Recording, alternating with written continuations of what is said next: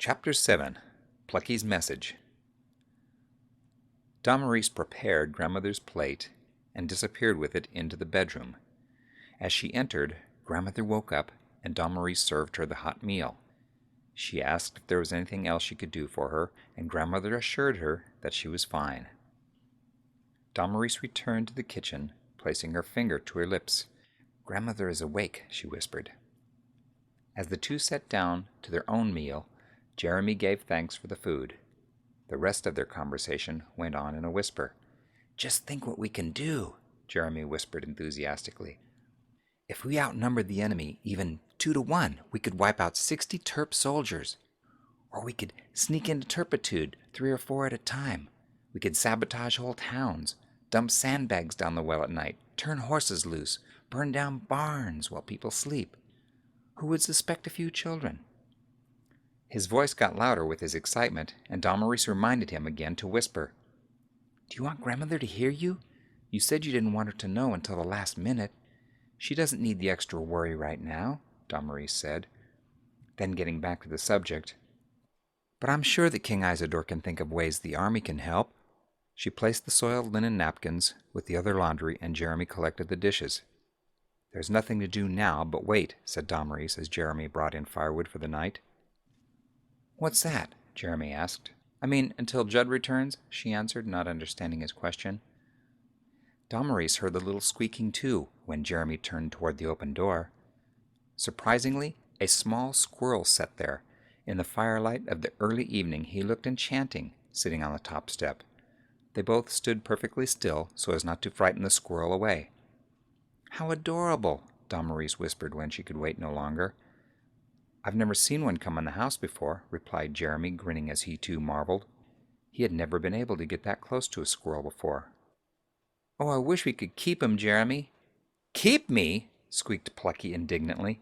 "I just wanted to make sure you were Jeremy before I said anything." Jeremy was the first to be able to speak after that, but not to Plucky. "Did you hear that?" he asked Damaris in wonder without taking his eyes off the squirrel. "I think so," said Damaris. "I was hoping I wasn't just hearing things. Did he actually say something?" "Yes, I think so." "This is no time to be standing around with your jaws hanging open," Plucky remarked. Both Jeremy and Damaris closed their mouths. "You're Jeremy, captain of the children's army, right?" "Who, me? Yes, I'm Jeremy." "Judd's in trouble, you see, and so is the king." Plucky continued, not giving them time to ask any questions. "Jeremy," came Grandmother's weak voice. "Yes, Grandmother," he answered. He nodded for Damaris to go see what she wanted. Grandmother spoke to Damaris as she entered. "Tell Jeremy I would like to meet his little friend," she said. Evidently she knew something of what was going on, so Damaris hurried to fetch Jeremy and the squirrel. When they came into her room, Grandmother had propped herself up in bed. "Jeremy," she said, "what you and the grandchildren are doing is very kind.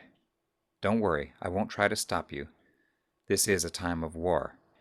And though it breaks my heart to see you children go into such danger, I have known for a long time that you are the only real hope for Altura." This was the first time Grandmother had spoken so clearly of her own heartache. "No, I'm not going to stop you," she continued.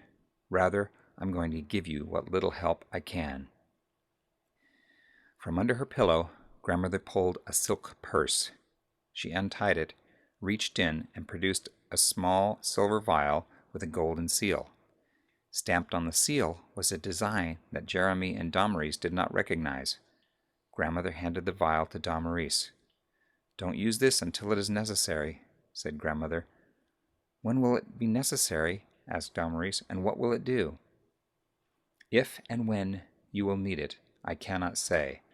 What it can do depends on the one who uses it. But you must be extremely careful, my little Damaris.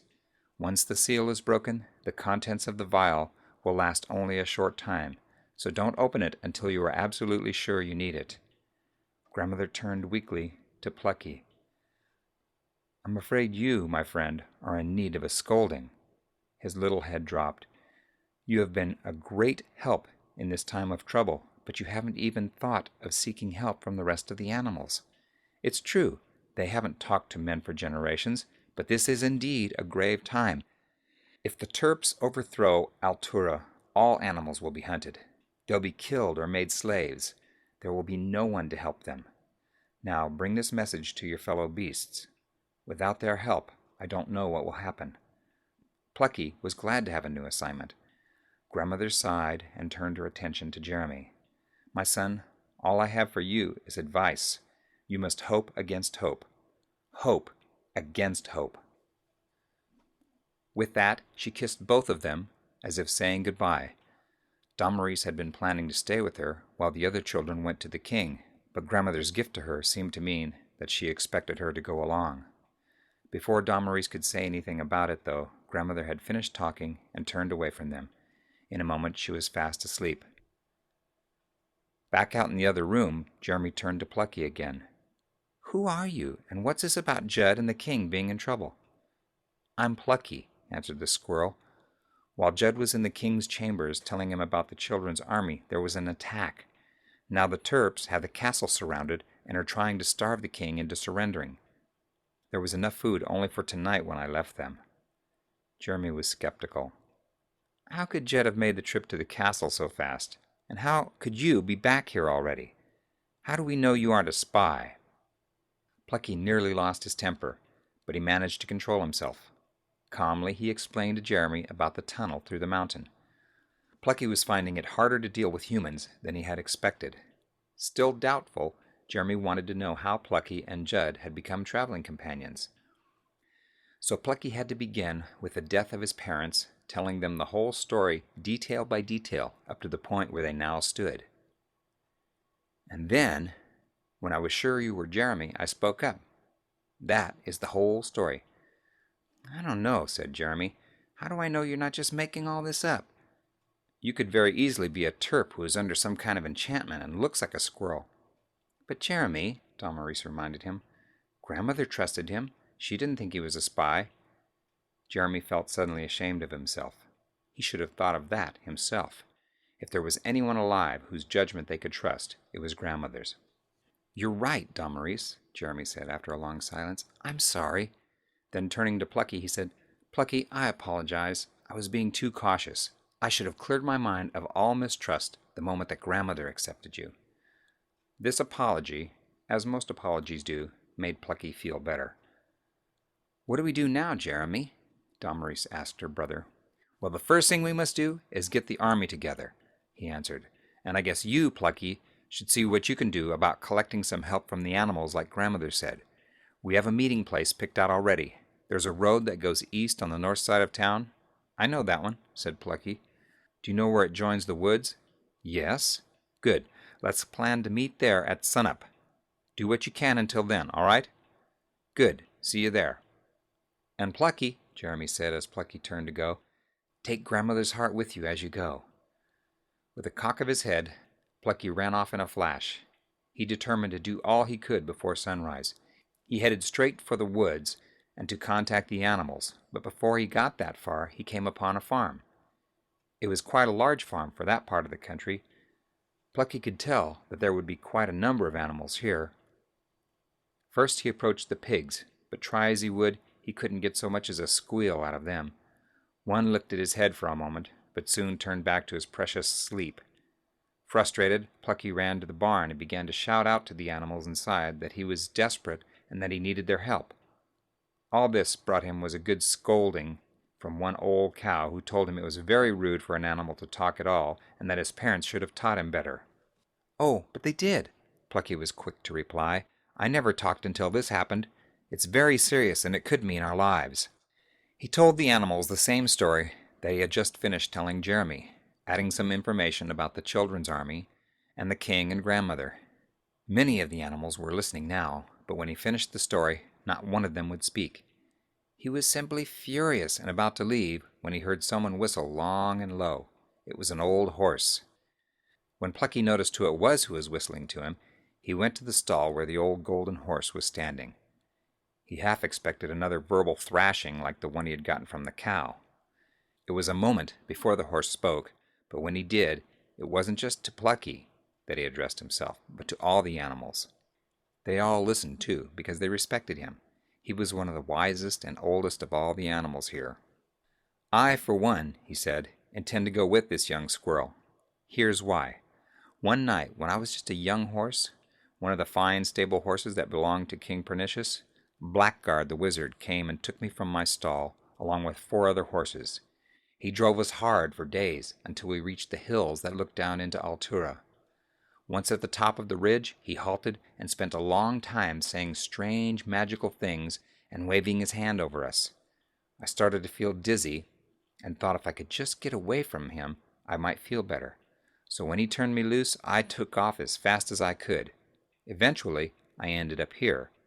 I've been here ever since, and now after all this time, I'm beginning to realize that the spell put on me was the start of the corruption of Altura. Perhaps by helping this little squirrel and his friends, I can do something to make things right again. If his story is true, and I believe it is, they do need our help." Because of this encouragement, many of the animals followed Rune and Plucky as they left the barn. Only those who had little ones to look after stayed behind.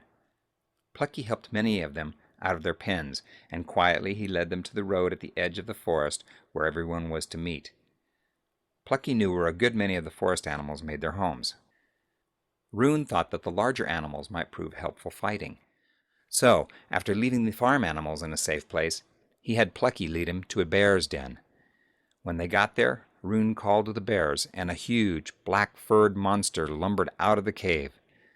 The wise old horse quickly began to explain the danger to their free land. The bear, shocked to hear Rune speaking, knew at once the desperation of the hour. He agreed to do his best to gather some of the other bears. Plucky, who had been hiding in some nearby bushes just in case the bear became angry, now emerged from the deeper shadows. "Don't be afraid, little one," Rune said sympathetically. "Why don't you ride on my back? That way you'll be up high and out of danger." The squirrel scurried up a nearby sapling and leaped onto the horse's back. Plucky directed Rune to various caves and nests where many of the animals lived. Although the forest creatures were generally harder to convince, Rune told his personal story about Blackguard and the spell. None could refuse in the end. They all understood that victory for turpitude might mean their lives. On the other side of the border, not even half as many animals survived in the wild. Meanwhile, Jeremy and Damaris bundled up and went through the valley, telling the children to be at the meeting place by sunrise. They both went a different way to speed up the message. Each one they told went on to waken and tell someone else.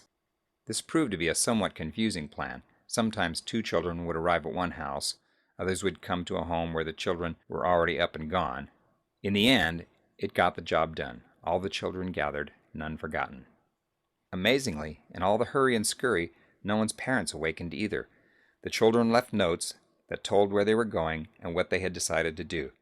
By the time the townspeople awoke, the children were gone. The grown-ups could not follow them without possibly being involved in the battle. Most thought that it was all just a big game and that the children would be home by supper, having had enough of their pretending.